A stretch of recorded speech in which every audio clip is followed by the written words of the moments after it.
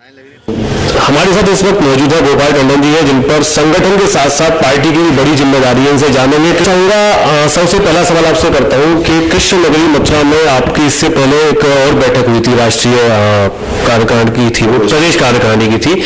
उसके बाद जो मंथन में जो अमृत निकला और आज के 3 दिनों में क्या कुछ स्ट्रेटेजी में बदलाव आएंगे?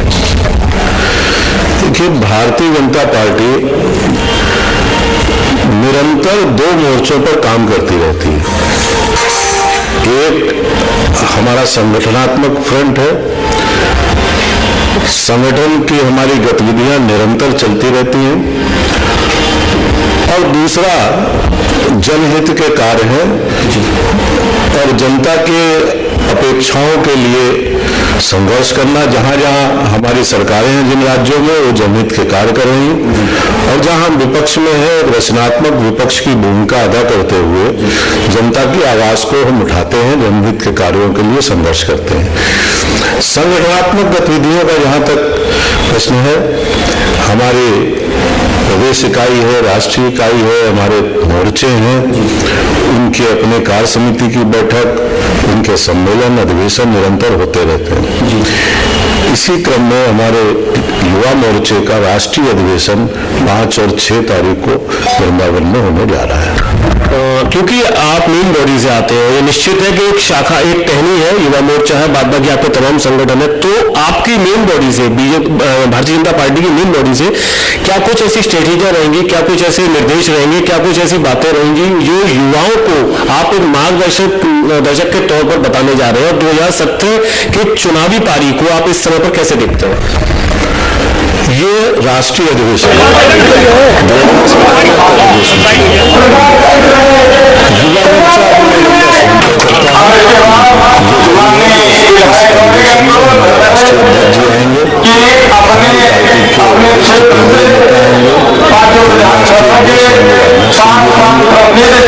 और तमाम वरिष्ठ केंद्रीय मंत्रीगण आएंगे, और वो युवा मोर्चे को मार्गदर्शन देंगे। सर, एक गंभीर सवाल मैं आपसे करना चाहूंगा, क्योंकि यह विपक्ष है, तमाम आपकी पार्टियां, मैं बहुजन समाज पार्टी की बात करूं, समाजवादी पार्टी की बात करूं, कांग्रेस की बात करूं, वो लोग कहते हैं अखलाक की घटना हो, चाहे आगरा में आपके जो एक विश्व हिंदू परिषद के नेता का कत्ल हुआ वो घटना हो, आप लोग उसको एक राजनीतिक रंग देकर माहौल सौहार्द बिगाड़ना चाहते हैं। सर, इतनी सारी पार्टियां लगातार झूठ कैसे बोल सकती है? दूसरे क्या बोलते हैं उससे हमारा कुछ लेना देना नहीं है। अगर कहीं कोई अपराध होता है, कहीं कोई हत्या होती है, उसके विपक्ष में उसके खिलाफ आवाज उठाना विपक्षी दल का फर्ज है, और हम इस फर्ज को अदा करते हैं। जो इस फर्ज को नहीं अदा करते हैं वो जवाब दें। सर, बड़काऊ भाषणों की बात करूं, आपके केंद्रीय नेता जो है, केंद्रीय मंत्री, उनको जिम्मेदारी है, वो लोग कुछ ऐसा भाषण दे देते हैं, उस पर लोगों को आपत्ति हो जाती है। क्या ये सारी बातें ठीक है आपके? हमारे किसी केंद्रीय मंत्री ने कोई आपत्तिजनक भाषण नहीं दिया।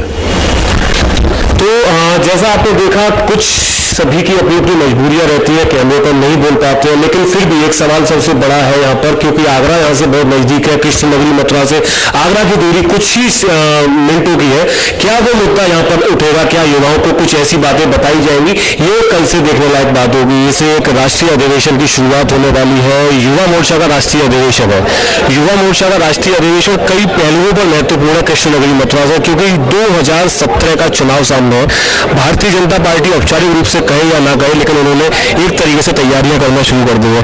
यहाँ पर तमाम पदाधिकारी हैं, तमाम वो लोग हैं जो इस व्यवस्था को संभालने में लगे हुए हैं। कितने लोग आएंगे, क्या कार्यक्रम रहेंगे, क्या क्या यहाँ पर व्यवस्था है, प्रशासन का सहयोग है या नहीं है, या प्रशासन से कोई तर्क उतर्क है, इसकी जानकारी देने के लिए हमारे साथ मौजूद है राजेश चौधरी है, राष्ट्रीय कार्यक्रम संयोजक है युवा मोर्चा से। चौधरी साहब, सबसे पहले मैं आपसे जानना चाहूंगा, कृष्ण नगरी मथुरा ही क्यों?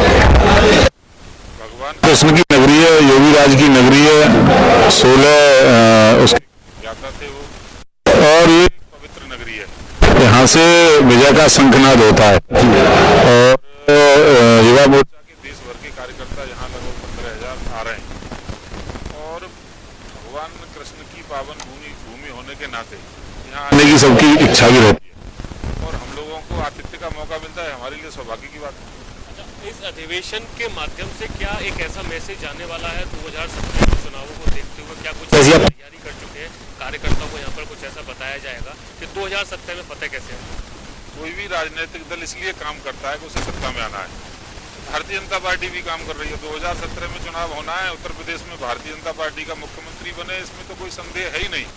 और एक एक नौजवान यहाँ से ऊर्जा लेकर के जाएगा।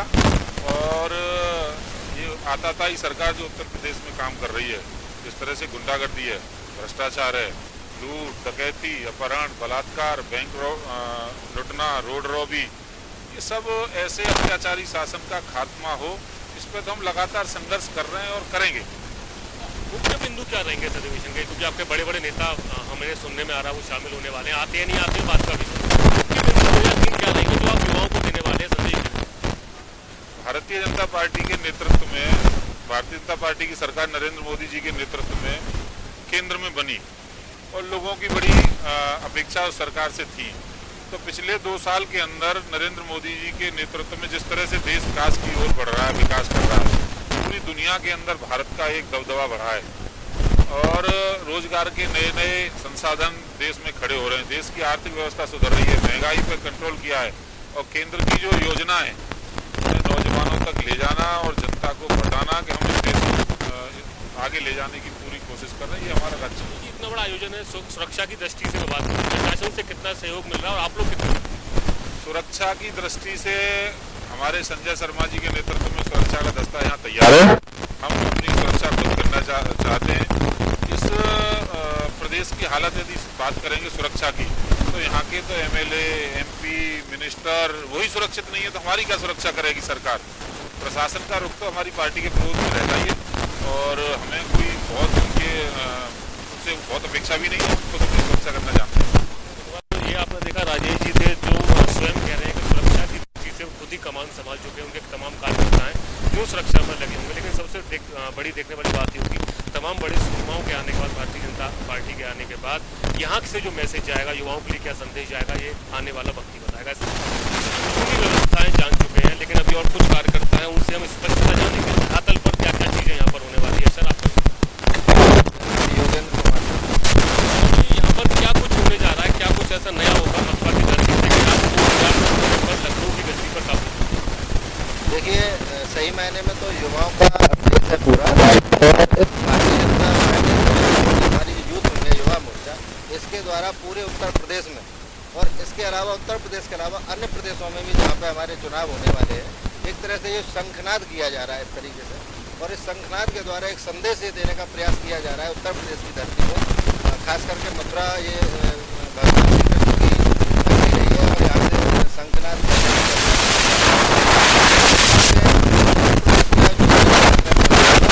भारतीय जनता पार्टी पताका उत्तर प्रदेश में फहराएगी और इसका संदेश यहाँ से युवा लेकर देश के कोने कोने में। मैं अगर बात करूं कि बड़े नेताओं के तौर पर जो आपके केंद्र में नेता है, उनमें किस किस के आने की संभावना है जो कि स्पष्ट हो चुकी है? अभी तक देखिए, राजनाथ सिंह जी का कार्यक्रम है और अमित शाह जी इसका उद्घाटन करेंगे। माननीय मोदी जी के कार्यक्रम की प्रयासरत हैं हम लोग, लेकिन अभी तक स्थिति स्पष्ट नहीं है। और वो कौन से 2 मुख्य बिंदु होंगे जो यहाँ पर युवाओं के लिए आपने तैयार किए हुए हैं? पूरा आपने एक प्लेटफॉर्म बनाया हुआ है कि युवाओं को ये आपको बताना है, कुछ समझाना या कुछ उनको सिखाना?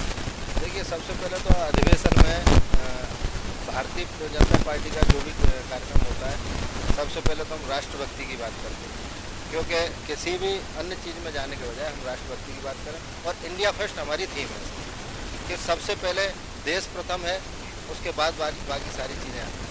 एक और कार्यकर्ता इनके साथ इनसे पूछ रहा हूँ, क्या जेएनयू की बातों को यहाँ पर आप दोबारा रिपीट करेंगे या जेएनयू का जो कांड हुआ उसका भी कुछ यहाँ पर डिस्कशन होगा?